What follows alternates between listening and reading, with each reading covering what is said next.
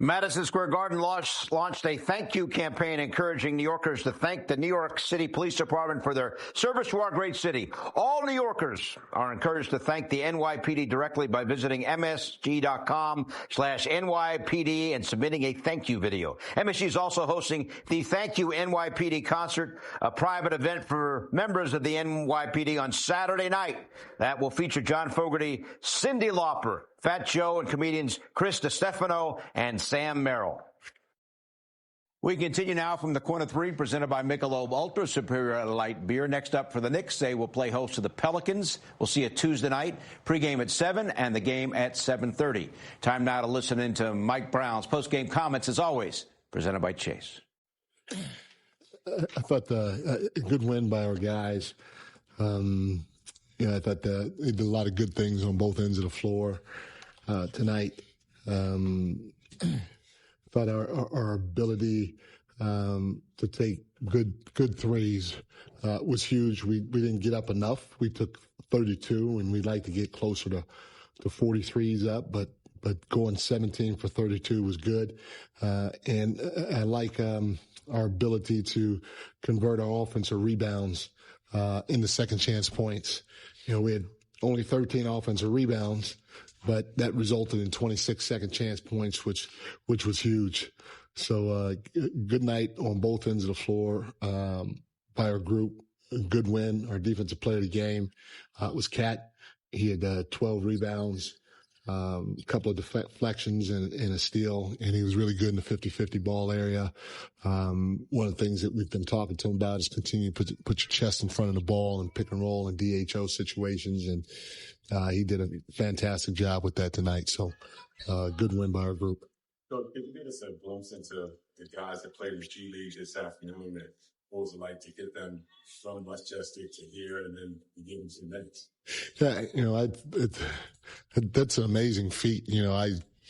To play in a G League game in the afternoon and come play in an NBA game, it's got to be a weird feeling, but these guys are pro athletes and they do a great job of taking care of their bodies, and our performance group does a good job with them in that area too. So for them to be able to do that, to me, is an amazing thing. And then the group came out, and I thought they played well. It was fun to see Tyler hit some shots and hear the crowd cheering his name. All that stuff's a lot of fun. But I like the way our guys tried to play down the stretch, after playing in that G League game earlier today.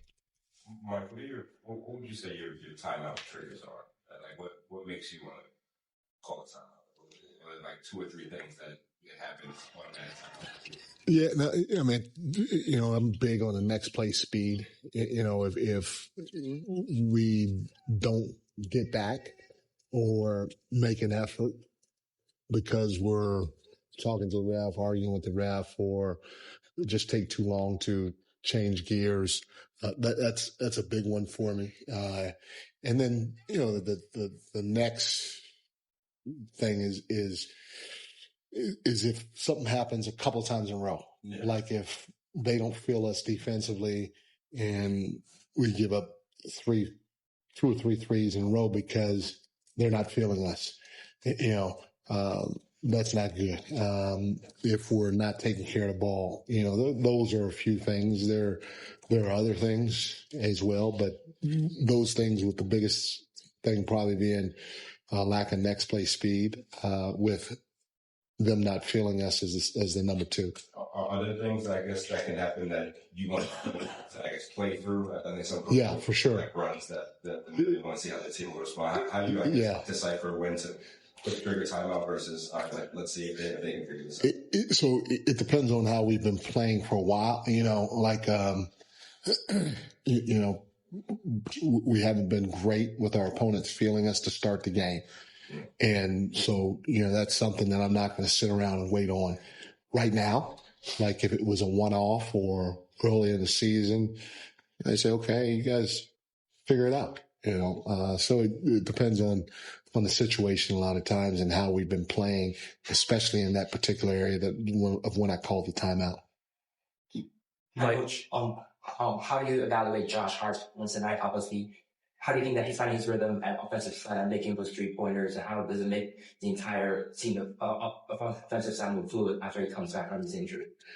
Yeah, Josh he's a warrior, man, and he makes things happen on the floor, and what I love more than anything else is teams are leaving him wide open, and he's letting it fly. And he works his ass off when it comes to shooting basketball. He works really, really hard at it. He takes it seriously, and it's good to show. It's good for him to show people the work that he's put in. Mike, I think after the Nets game, Mitch said something about not overlooking teams because of their record. What did you like about how you guys came out today? Despite Yeah, we talked about it. Our biggest thing is making our opponent feel us, and we did a better job in that area. I thought we did a nice job moving the ball and trying to take the right shots. We had a couple of turnovers in that first quarter that we wish we had back, but I thought overall it was a lot better than what we've done in a couple of games. It's obviously 6 wins in a row. What do you feel like this team is at right now? It was crazy. I didn't even know it was 6 wins in a row. But you're always trying to think about how we can get better on both ends of the floor. And I think we're still improving. But I got to give our guys credit. They're fighting to do the right thing. They're trying to do the right thing. And for the most part, we're getting it done defensively. Offensively, we've run into some hiccups here and there. But I think we're in a decent spot with the season about to end and going into the playoffs. Obviously, you wish you were clicking on all cylinders, but we understand some of the areas that we need to work on, which we will keep improving on as the regular season winds down. Mike, I know you. 10 games left. That's it. How about Tyler Kolek? 42 points in the G League and 11 tonight down the stretch. Talk about his amazing day and night coming up.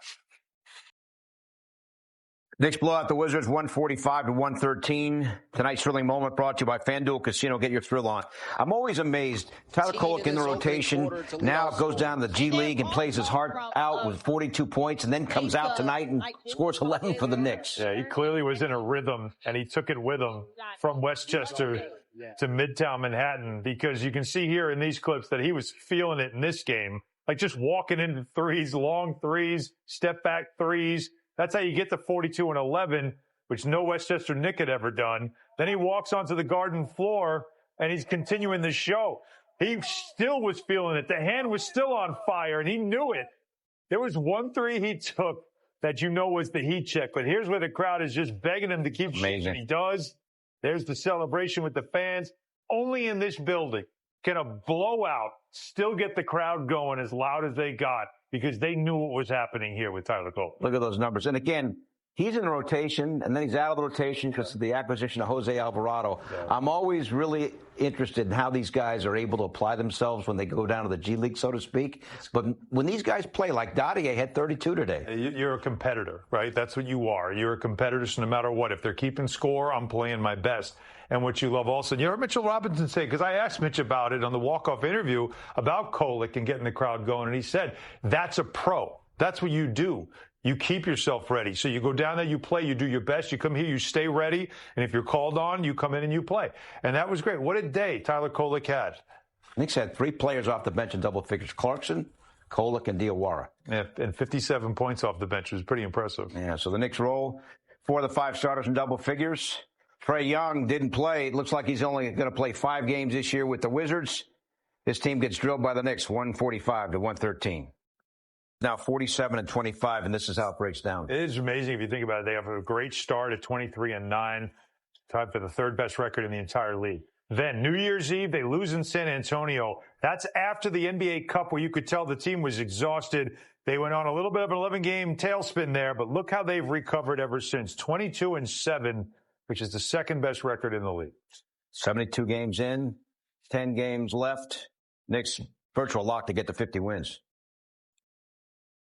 So the Celtics lost to Minnesota. Knicks win. Knicks have the tiebreaker against Boston, and then only half came back. Yeah, and the Knicks play the Pelicans on Tuesday. If they win that game, they can move into second place. And the Celtics' next opponent, Wednesday night, against the defending champion Thunder. Scoreboard watching time, Billy P. All right, so there you have it. Next up for the Knicks, New Orleans in town. Knicks will try to make it 7 wins in a row. We got our pregame at 7, game at 7:30. And also stream our coverage on the Gotham Sports app. Up next here on MSG, it's Rangers Rewind. Mitchell Robinson, an excellent game. Jalen Brunson had 23. Knicks got off to a solid start and ended up blowing out the Wizards. Final score tonight was 145 to 113. Thanks for watching, everybody. We'll talk to you on Tuesday.